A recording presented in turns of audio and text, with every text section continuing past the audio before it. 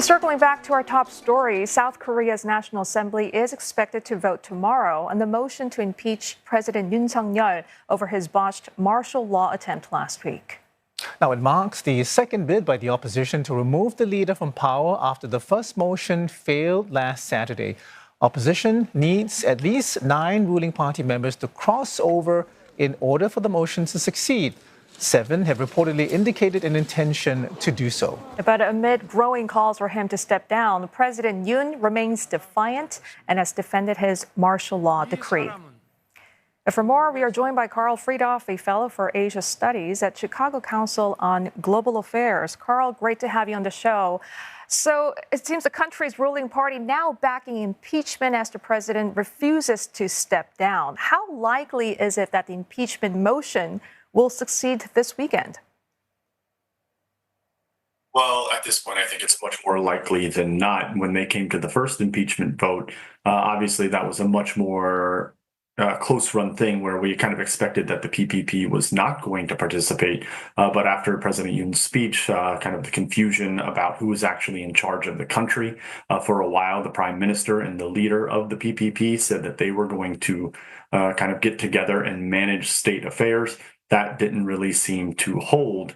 And now the president has come out and said that he is fully in charge, continues to try to appoint a new defense minister. He's made some other appointments and accepted some other resignations. And so clearly he is in control. After his speech, it seems that the PPP is now going to turn on him. Although we currently have 7 defections that are announced, we need to get to 8 and then thus 200. We'll see if that happens. It's a real tense time, I think, in South Korea. Karl, I mean, President Yoon, trying to make it appear it's business as usual, but it seems the choices for him are bad or worse, resign or be impeached. And he claims he will boldly confront them. But does the president's swerve, which we saw, from contrition to defiance yesterday, suggest he's looking for another option? Are prosecutors and his critics open to the idea of an alternative apart from the first 2 I mentioned? From what I've seen, there is no alternative, and his critics and the prosecution are not open to that. You have to remember when he took over the prosecution under Moon Jae-in, there was a division in the prosecutorial what they were seeking to do in terms of they could prosecute and arrest, and those were then divided. 3 of the candidates for that position said they would not accept that. Yoon, however, said he would accept that, and I think there's a lot of resentment within the prosecution, and that's why we've seen them go so quickly after Yoon. Not only that, but they also know how to read the political winds in South Korea, and those political winds are clearly blowing towards either impeachment or a quick resignation. And now almost certainly it's going to be impeachment since the president has said he will not resign. So no, I don't think there's any third way out of this, that it's going to be impeachment or nothing at this point. And Karl, in his defiant speech yesterday, Yoon repeatedly said, many of his arguments were that the opposition was pro-North, anti-state, and that by seizing control, he had been trying to protect the public and defend democracy. Just how valid are these accusations, and to what extent can they be justified? So I don't view those accusations as valid at all. I think what they do is really cement the idea that Yoon is a president from another time.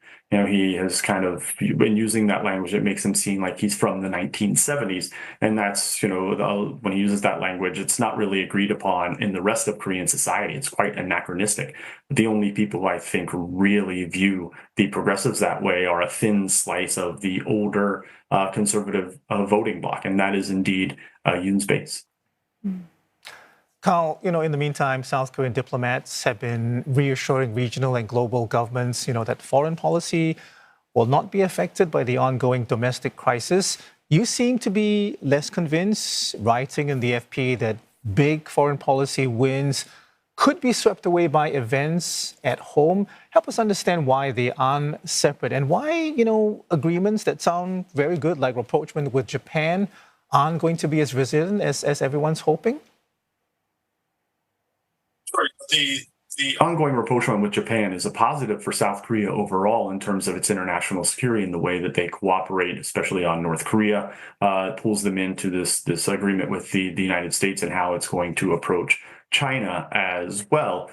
But what has happened is in the rapprochement with Japan, he has taken positions that are very aggressive, that are probably too aggressive outside of Korean public opinion. He's moved too fast and too quickly, and he's come under for a lot of criticism as he's done that. Some of his positions seem to adopt the Japanese position or the Japanese view of history, which has really riled his supporters and the Korean public overall.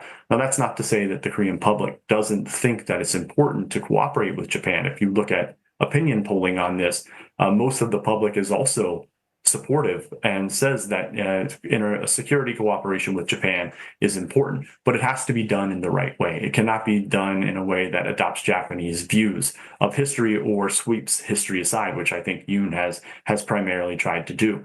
And now that he's going to eventually be impeached, I think, and we're going to see the next progressive president, whoever that may be, Yoon's agenda is going to be largely seen as radioactive. There's going to be a lot of hesitance to move quickly with Japan, and certainly not in the way that Yoon has done it so far in his presidency.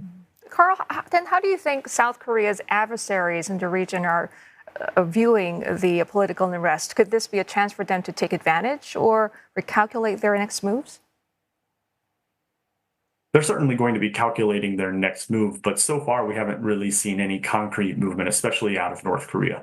We did see North Korea start to report on that in the Nodong Shinmun for the first time. But my guess is that, the old adage of never stop your opponent while they're making a mistake, North Korea may be indeed taking that approach for now, that they see that there's a lot of turmoil in South Korea, and there's really North Korea is probably very uncertain about how South Korea would respond. I think North Korea likes to control the escalatory cycle. They like it when it's predictable. And now that they have an unpredictable South Korean leader, that's probably not a thread that they want to pull on very strongly. And Karl, how do you think the incoming president, Donald Trump, is going to be, what's he going to be thinking at this time? And how do you think he's going to be approaching events, as we hopefully have a final resolution in the weeks and months ahead?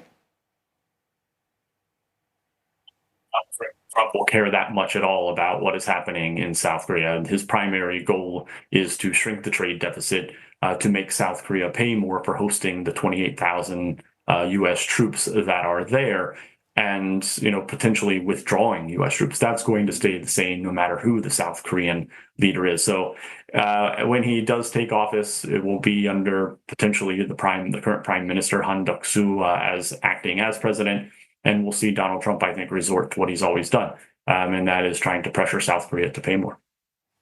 Karl, before we let you go, if the impeachment motion does succeed, could you just talk to us about the practicalities of what might happen next?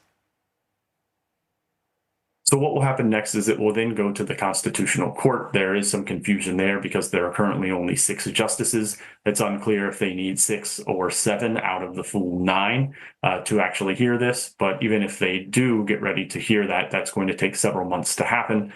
We wouldn't expect a verdict out of them to officially or restore President Yoon for 3 or 4 months. If they do opt to remove him and say that his impeachment is constitutional and he is officially removed from power, then we would see an election within 60 days. So if you're looking out at when that election might take place, the most likely time is looking like May or June. Understood, Karl. Thank you very much for your time and for your thoughts. Karl Friedhoff is Marshall M Bouton Fellow for Asian Studies at the Chicago Council on Global Affairs.